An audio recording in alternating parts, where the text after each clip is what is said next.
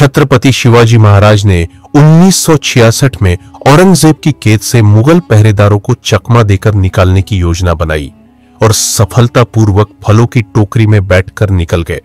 शिवाजी की इस चालाकी ने मुगल सम्राट और उनके सैनिकों को आश्चर्यचकित कर दिया और वह उन्हें पकड़ नहीं सके। 1630 में छत्रपति शिवाजी महाराज का महाराष्ट्र की शिवनेरी किले में जन्म हुआ था। उनके पिता शाहजी भोसले बीजापुर सल्तनत के सेनापति थे और माता जीजाबाई ने उन्हें धर्म, नीति, स्वराज का पाठ पढ़ाया था। छत्रपति शिवाजी महाराज ने 16 साल की उम्र में तोरणा का किला जीतकर मराठा शक्ति की नींव रखी। उन्होंने गोरिल्ला युद्ध नीति अपनाकर मुगलों, आदिलशाही और दूसरे शासकों से युद्ध किया। शिवाजी ने 1959 में बीजापुर के सेनापति अफजल खान को हराकर प्रतापगढ़ की लड़ाई जीती। 1664 में सूरत पर आक्रमण कर मुगलों की आर्थिक शक्ति को कमजोर करा। 1665 में पुरंदर की संधि के तहत कुछ किले मुगलों को सौंपने पड़े, लेकिन 1966 में आगरा में औरंगजेब की कैद भाग वे फिर मजबूत हुए। औरंगजेब के किले से जिस तरह शिवाजी बाहर निकले वह काबिले तारीफ था। आज हम इसी खास घटना के बारे में बता रहे हैं। राजा जय सिंह ने शिवाजी को औरंगजेब से मिलने के लिए मनाया। बात है साल 1966 की, जब दक्षिण में औरंगजेब के वायसराय मिर्जा राजा जय सिंह ने शिवाजी को औरंगजेब के दरबार में भेजने का बीड़ा उठाया था। यह काम आसान नहीं था, क्योंकि शिवाजी पुरंदर की संधि के बाद मुगलों की सेवा में जाने के लिए बाध्य नहीं थे। शिवाजी को औरंगजेब पर भरोसा नहीं था। उन्हें लगता था कि औरंगजेब अपने मकसद के लिए कुछ भी कर सकते हैं।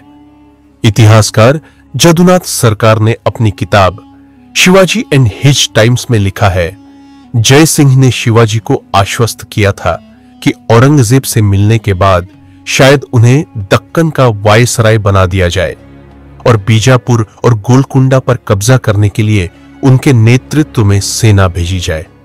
हालांकि औरंगजेब ने ऐसा कोई वादा नहीं किया था। शिवाजी अपने बेटे के साथ आगरा के लिए निकले। मराठा दरबार में विचार विमर्श के बाद तय हुआ कि शिवाजी औरंगजेब से मिलने आगरा जाए। अपनी मां जीजाबाई को राज्य का संरक्षक बनाकर शिवाजी 5 मार्च 1666 को आगरा के लिए रवाना हुए। जयसिंह ने अपने बेटे राम सिंह को शिवाजी की सुरक्षा का जिम्मा सौंपा। औरंगजेब ने यात्रा के खर्च के लिए 1 लाख रुपए भेजे। रास्ते में शिवाजी को औरंगजेब का एक खत मिला। इतिहासकार एस पगाड़ी ने अपनी किताब छत्रपति शिवाजी में लिखा है, पत्र में लिखा था, आप बिना किसी डर या संकोच के यहां आए, कोई चिंता न करें। मुझसे मिलने के बाद आपको शाही सम्मान दिया जाएगा और वापस घर भेज दिया जाएगा। मैं आपको एक खिलात, शाही पोशाक भी भेज रहा हूं। शिवाजी महाराज 9 मई 1666 को शिवाजी आगरा पहुंचे। 12 मई को उनकी औरंगजेब से मुलाकात तय हुई। दरबार में शिवाजी राजा के नाम की घोषणा हुई। राम सिंह शिवाजी को उनके बेटे संभाजी और 10 अर्दलियों के साथ औरंगजेब के सामने लेकर गए। शिवाजी ने औरंगजेब को 2000 सोने की मोहरें, नजर और 6000 रुपए निसार के तौर पर दी।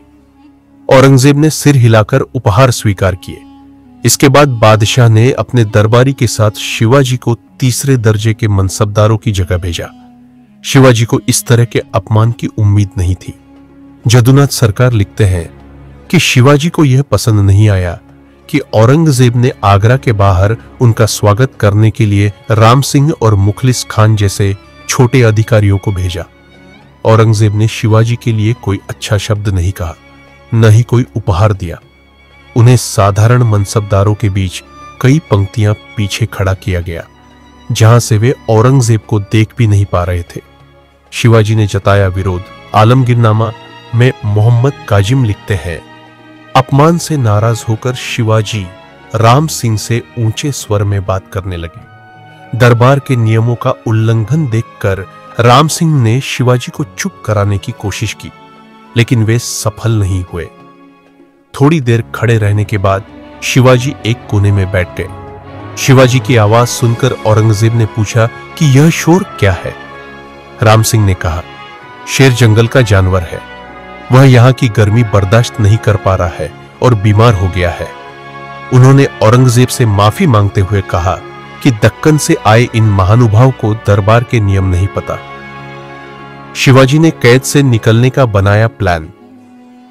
राम सिंह को आदेश मिला कि वे शिवाजी को आगरा शहर के बाहर जयपुर सराय में ठहराएं।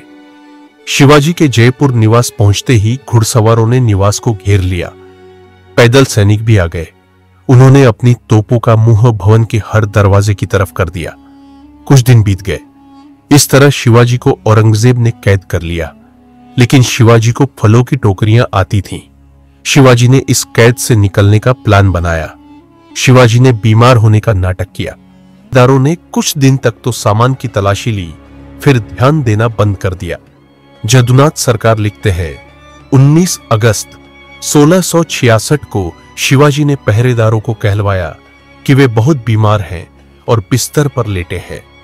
उनके आराम में खलल न डाला जाए और किसी को अंदर न भेजा जाए। शिवाजी के जैसे दिखने वाले उनके सौतेले भाई हीरोजी उनके कपड़े और हार पहनकर उनके बिस्तर पर लेट गए। उन्होंने खुद को कंबल से ढक लिया। सिर्फ उनका एक हाथ दिख रहा था जिसमें शिवाजी के सोने के कड़े थे। शिवाजी और उनके बेटे संभाजी फलों की टोकरियों में बैठ गए। मजदूर टोकरियां उठाकर ले गए। पहरेदारों ने टोकरियों की तलाशी नहीं ली। टोकरियों को शहर के बाहर ले जाया गया। मजदूरों को वापस भेज दिया गया। शिवाजी और उनके बेटे टोकरियों से निकलकर एक गांव पहुंचे, जहां उनके करीबी नीरजी राव जी उनका इंतजार कर रहे थे।